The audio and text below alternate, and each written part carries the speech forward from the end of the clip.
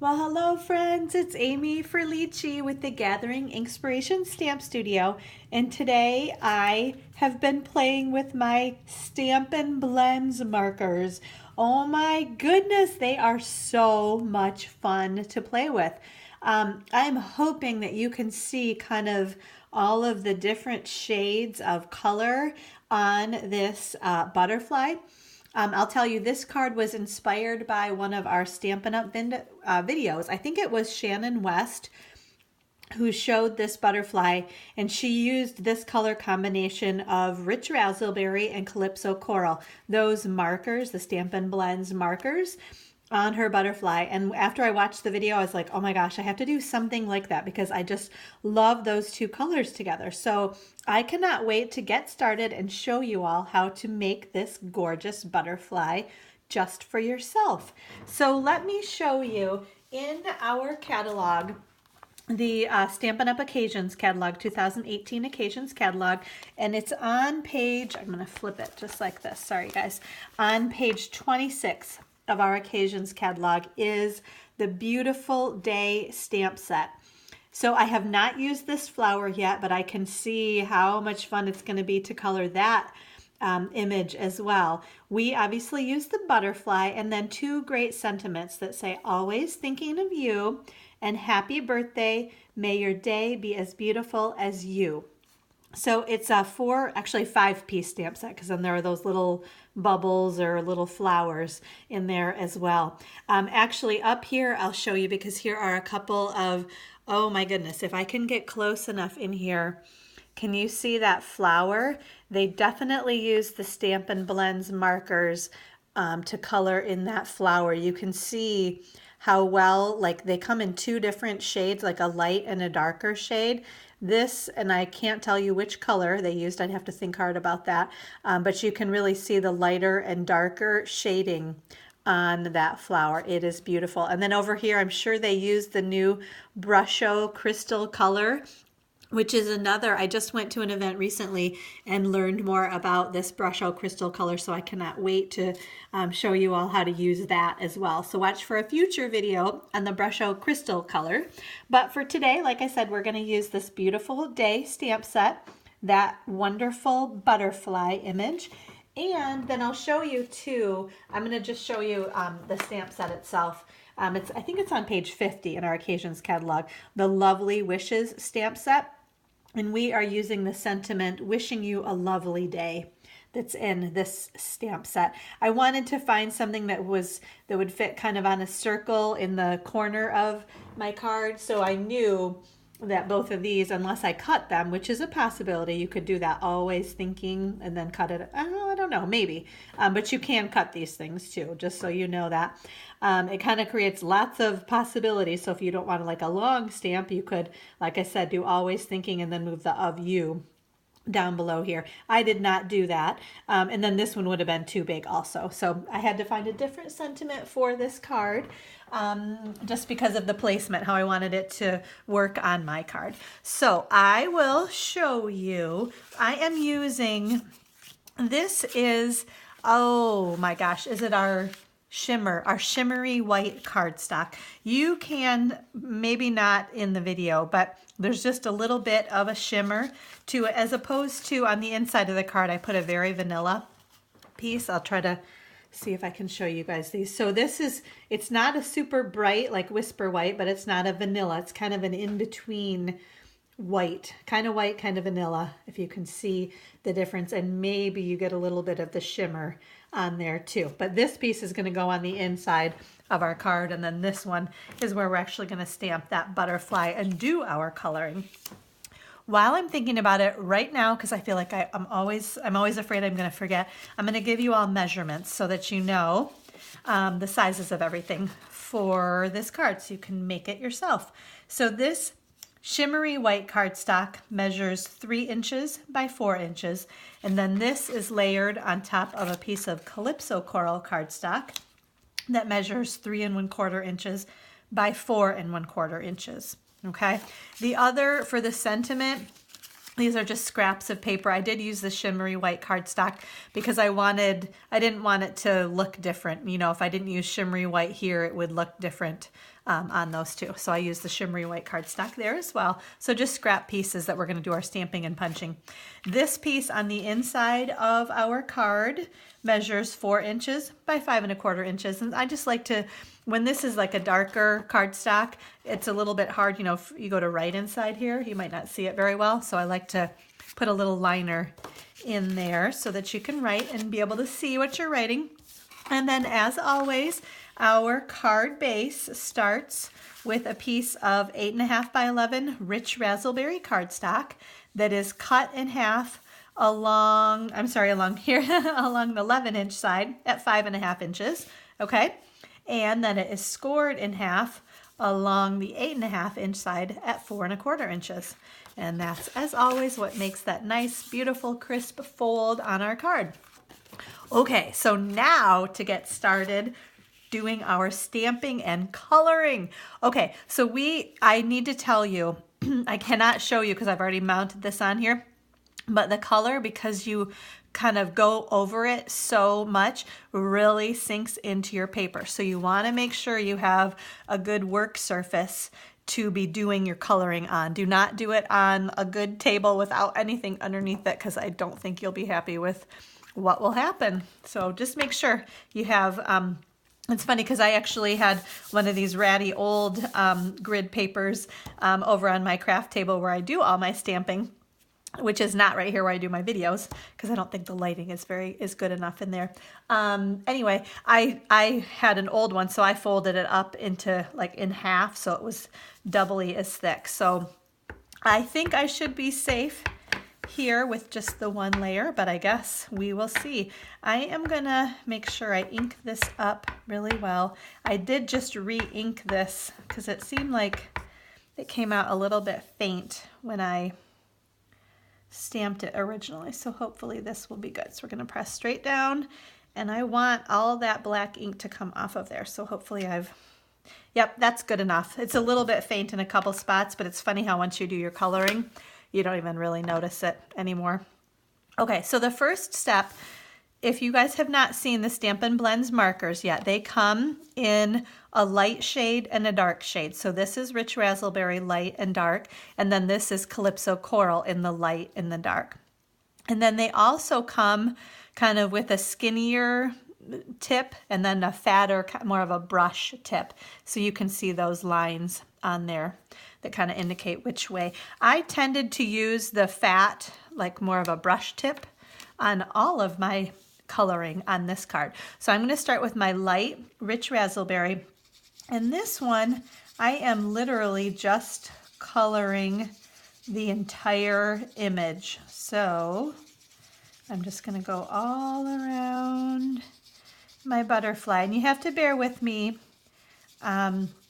You know, it takes just a sec to get this all filled in. I'm hoping I'm not wiggling the camera too much. Okay, so there's one side, right? And then we'll get the other one. Just kind of go around all of the edges. I really love this fatter edge, or fatter, more brush tip for coloring in these huge images like this. I can kind of turn it on its side a little bit and really kind of get all that coloring done very quickly and easily. Okay, so that's step one, was with my light Rich Razzleberry marker. Next, I'm going to use my darker Rich Razzleberry marker, again, the fat tip. And again, with that kind of circular motion, I'm just going to go all around the edges of this butterfly, okay? So we'll just kind of keep, and it doesn't have to be even or perfect, because we're going to come back and do a bunch of blending, because right now you can see obviously a really harsh line kind of separating the two colors. But that's the beauty of these blends markers, these alcohol-based markers. The more you go over them, the more they the colors all kind of bleed or blend in together. So now I have my dark Calypso Coral marker, and kind of along that same edge, and I'm going to come back and do my blending later. So I'm just filling in with the color that I want, kind of in the areas that I want it right now, okay? So that's with the dark Calypso coral. And then I've got a little area in the center of each of those butterfly wings that I'm going to use my light Calypso coral marker, and I'm just going to kind of go through and cover. And you can see with that kind of light rich raspberry behind it, it's changed it to more of a Calypso coral, but it's not, it doesn't look the same as if you had just put Calypso coral down in the center of those. Okay, so now I'm going to go back, and with my lighter Rich Razzleberry marker, I want to blend those because you can see how, what do I want to say? Like the edges are just really harsh there where those two colors kind of met. So I want to blend in that kind of Rich Razzleberry, the kind of purpley and orange colors, okay? So I'm just kind of going all around there. And you can always go, it's funny how you think you've got it and then you let it almost dry for a sec and you see, oh, I want to fill it in a little bit more or blend it a little bit more. So you can just kind of keep going over. So I'm going to do these here, kind of all along these edges. And you can just play with this. Like I was referencing the video that I watched from Stampin' Up. She did one side of this butterfly had Rich Razzleberry and Calypso coral, which I fell in love with it. The other side had Rich Razzleberry and Night of Navy. So it was a very different, like a deeper color look on the other side, just to kind of show you what you can do with these things. So you can really blend with just about any color combination. It's just kind of one of those you have to play with it and see what you think. Okay, so now I'm going to go back over kind of in the center one more time because I want to blend those edges just a little bit more. Okay. Then the last thing that I did, I kind of wanted the insides of these right here to look a little bit more purple. So I went back over one more time. This is my light Rich Razzleberry, and I just filled those in to make them a little bit more purple than orange, essentially. But you can see how I've still got some of that shading inside there. And isn't that, I am just amazed at how beautifully these things blend and color. And that really did not take that long, did it? Now let me flip it over. So can you see? I'm going to kind of get that up close so you guys can see how much that saturated. And I think this is maybe a little bit thicker cardstock, the glossy white. So it didn't bleed through at all, which is very, very good, right? Okay, so that's basically it, the blending. So you can kind of create whatever look. If you wanted to come back with your color lifter and make some of those areas even a little bit lighter, you could do that as well. It's really up to you. How you want it to look. But just don't be afraid to stamp an image and just start coloring. I generally start with the lighter shade, kind of wash it all over, go around the outside edges with a darker shade, and then just kind of start playing from there. So you can see how much fun they are to play with, because I was a little bit nervous about them at first, I will have to tell you. I tend to not be the one that jumps right in. I kind of have to wait and watch and learn a little bit and then get to it and have some fun. Okay, so we are going to put our card together now. I'm just going to add my adhesive on the back of there, and I'm just going to layer my butterfly right on top of my Calypso coral cardstock. Next, I'm going to grab my card base. And I have, this is it's the gold natural trim. So it's kind of a vanilla with a little gold strip, I guess, running through the ribbon itself. Okay, so to do I love my bows, that they don't get all squinched up right there because basically, and I'll show you why, when you pull this, it doesn't knot it up and make like an ugly knot on there, because this is how I make my bows. So I'll cut this off in a sec, but you want to have the short working end and kind of flip it over your longer piece. So now it's on the left hand side, and then I put that little tail right up through that hole, and I kind of keep my finger right inside there. Then I take my, oops, I got to make sure that stays. Hold on, let me back up. It moved on me. Okay, so my short working end, gonna flip that through that little hole right there. Okay, now I like to just lay it all down on my card. And then I am wrapping this all the way around, and I want to make sure I get enough cardstock. That normally I don't do it on a card itself, so that the back of it's kind of getting in the way. So now I'm just going to trim that off so I make sure I have enough ribbon. I'm going to lay my card down, and I want this little piece to go through that hole or that little loop that I was holding open. Okay, now do you see that little working end piece? I just pull that and it kind of wraps right around, and it makes that beautiful bow every single time. I probably got it rolled around a little bit there. There we go. Okay, so I'm gonna move this guy up.